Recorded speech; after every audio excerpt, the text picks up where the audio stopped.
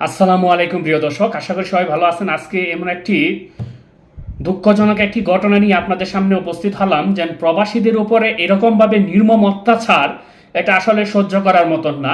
এরকমই একটি ঘটনা ঘটেছে যেন হযরত শাহজালাল আন্তর্জাতিক বিমানবন্দরে গত বুধবার রাতে, যে হযরত শাহজালাল আন্তর্জাতিক বিমানবন্দরে কাতার এয়ারলাইন্সে বাংলাদেশের বংশোদ্ভূত নরওয়ের প্রবাসী সাইদুদ্দিনকে তুচ্ছ ঘটনাকে কেন্দ্র করে পিটিয়ে একদম রক্তাক্ত করেছে এই বিমান বাহিনীর যে কিউআরএফ যে সদস্যবৃন্দ আছেন তারা।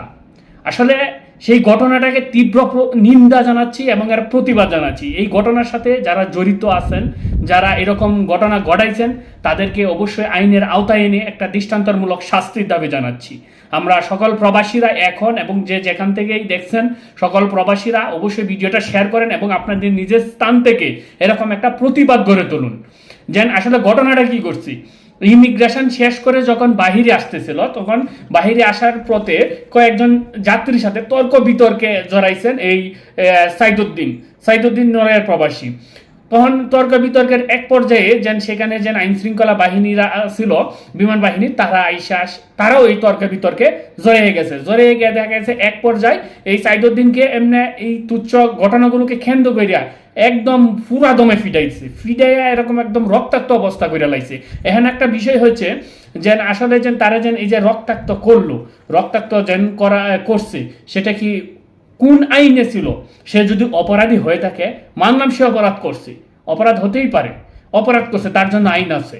যদি এই প্রশাসনেই যদি এইভাবে নিজেদের ক্ষমতা প্রয়োগ করিয়া তার উপরে এরকম অত্যাচার, নির্মম নির্যাতন চালায়, তাহলে দেশে আদালতের কি প্রয়োজন, আইনের কি প্রয়োজন? তারাই তো বিচার করে লাইল। একটা মানুষ অপরাধী হতে পারে, তাই বলে যেন সেই অপরাধীকে ধৈর্য আইনে যেন তোমরা নিজেরাই যেন বিচার করবা, এটা কিন্তু হয় না। এইটার আরেকটা প্রমাণ হচ্ছে যে বিমানবন্দরের নির্বাহী কর্মকর্তা ক্যাপ্টেন কামরুল ইসলাম সাথে যখন যোগাযোগ করা হয়েছে, উনি এর দায়টা দিয়ে দিছে যে এই যাত্রীর উপরে, যে এটা যাত্রীর ভুল ছিল, যাত্রীর অপরাধ ছিল। আচ্ছা, এখন একটা বিষয় হচ্ছে, যাত্রীর ভুল আছে মানলাম, যাত্রীর অপরাধ আছে, তাহলে কোন আইনের প্রেক্ষিতে সেই যাত্রীর উপরে এরকম অত্যাচার করলো, তাকে এরকম মাইরিয়া একদম ফিডে তারে রক্তাক্ত করলো? সেই যাত্রী তো কাউকে রক্তাক্ত করে নাই, হয়তোবা সে তর্কে জড়াইতেই পারে, স্বাভাবিক, সে অপরাধ করছে, মেনে নিলাম। সেই অপরাধের জন্য তার আইনি প্রক্রিয়ায় যে সাজা হওয়া উচিত, তাকে সেই জেল জরিমানা করা হোক, কিন্তু তার উপরে যে হাত তুলবো, এটা তো কোনো আইনের বৈধতা নেই। এটা কোন সংবিধানে? যে স্বৈরাচারের আমলেও তো এরকম অবস্থা ছিল না। বর্তমান যে প্রেক্ষাপট, এই যে এয়ারপোর্টের অবস্থা, এটা তো খুব একটা জঘন্যতা এবং একটা ঘৃণিত কাজ। এই ঘটনা আপনার সাথে আমার সাথেও হতে পারে। আমরা যারা প্রবাসীরা আছি, এর তীব্র নিন্দা জানাই এবং এর একটা প্রতিবাদ জানাই। এর একটা যদি সঠিক বিচার না হয়, তাহলে আমরা প্রবাসীরা, আমাদের প্রবাসীদের পক্ষ থেকে যে পদক্ষেপ নেওয়া উচিত, আমরা সেটা নিতে বাধ্য থাকবো। অবশ্যই প্রিয় দর্শক, যারা প্রবাসী আছেন, অবশ্যই ভিডিওটা শেয়ার করে দেন। আর আপনি যদি কোনো প্রবাসীর আত্মীয় স্বজন বা রিলেটেড হয়ে থাকেন, তারপরেও আপনি ভিডিওটা শেয়ার করুন, যেন আপনাদের আত্মীয় যে আপনজনরা আছে, তারা আসলে তো তাদের সাথে এরকম ঘটতে পারে। এটা কোন আইনে আছে? সবচেয়ে অবাক লাগলো এই বিষয়টা, যে নির্বাহী কর্মকর্তা কামরুল ইসলাম, উনিও দায়ী চাপাই দিচ্ছেন যেন সেই প্রবাসীর উপরে, যেন প্রবাসীর ভুল ছিল। হ্যাঁ, প্রবাসীর ভুল থাকতেই পারে, এটা মেনে নিলাম যে প্রবাসীর ভুল আছে, কিন্তু তাই বলে কি তারা এইভাবে মেরে রক্তাক্ত করে নিবে? দেখেন লোকটার চেহারাটা কি করছে। এরকম করা তো কখনোই নাই, আইনের বৈধতা আছে? বরঞ্চ একটা দেশের নিয়ম কি, এয়ারলাইন্সের নিয়ম, যাত্রীদেরকে, যেসব যাত্রী থাকবে, সেই যাত্রী যে কোনো ধরনের পেশায় নিয়োজিত হোক না কেন, সেই যাত্রীকে এই এয়ারপোর্টের ভিতরে যত প্রশাসনিক কর্মকর্তা আছে, সবাই স্যার বলে সম্বোধন করবি। আর ওই বাংলাদেশেই দেখলাম যে কোনো যাত্রীকে স্যার বলে সম্বোধন করবে দূরের কথা, তাদেরকে সম্মানই দেয় না। তাদের যে প্রাপ্য সম্মানটা, সেই সম্মানটুকুই তারা প্রদান করে না। এর জন্য দায়ী কে? এই জন্য দায়ী হচ্ছে সরকার, রাষ্ট্র এর জন্য দায়ী। কারণ হচ্ছে আইনের যে গাফালতিটা, এটাই হচ্ছে এর জন্য দায়ী। এই জন্যই আজকে আমাদের এরকম দিন দেখতে হচ্ছে।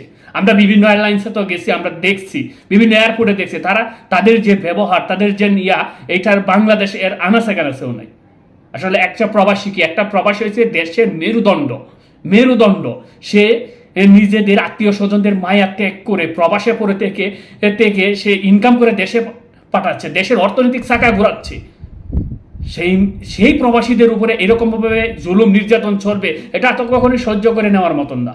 তাই সবাই যার যে স্থান থেকে প্রতিবাদ জানান, এর তীব্র একটা নিন্দা জানাচ্ছি। এইখানে যে সব সদস্য জড়িত তাদেরকে গ্রেফতার করে আইনের আওতায় এনে তাদেরকে শাস্তির বিধান করতে হবে, তাহলেই পরবর্তীতে এরকম ঘটনা এড়িয়ে যাওয়া সম্ভব হবে। আর নাহলে প্রতিনিয়ত এরকম ঘটবে। আজকে এই সাইদুদ্দিনের সাথে ঘটছে, কালকে দেখবেন আপনার সাথে ঘটবে, আমার সাথে ঘটবে। এটা ঘটতেই পারে, কারণ তারা সাহস পেয়ে যাবে। যদি এর সুস্থ তদন্ত করে যদি এর বিচারের আওতায় না হয়, তাহলে অবশ্যই আমাদের প্রবাসীদের পক্ষ থেকে এর একটা সঠিক পদক্ষেপ নেওয়া হবে। সেটার জন্য আপনারা প্রস্তুত থাকেন। আপনারা ইতিমধ্যে জানেন যে স্বৈরাচার পতনের পিছনেও কিন্তু এই প্রবাসীদের বড় একটা অবদান ছিল, রেমিটেন্স। আর এখন বর্তমানে রেমিটেন্স হু হু করে বেড়ে যাচ্ছে। এই রেমিটেন্স আর বাড়বে না। যদি প্রবাসীদের প্রকৃত সম্মান না দিতে পারেন, তাহলে এই রেমিটেন্স আর বাড়বে না, তলানিতে চলে যাবে এবং শ্রীলঙ্কার চেয়েও দেউলিয়া হয়ে দেশ হয়ে যাইব।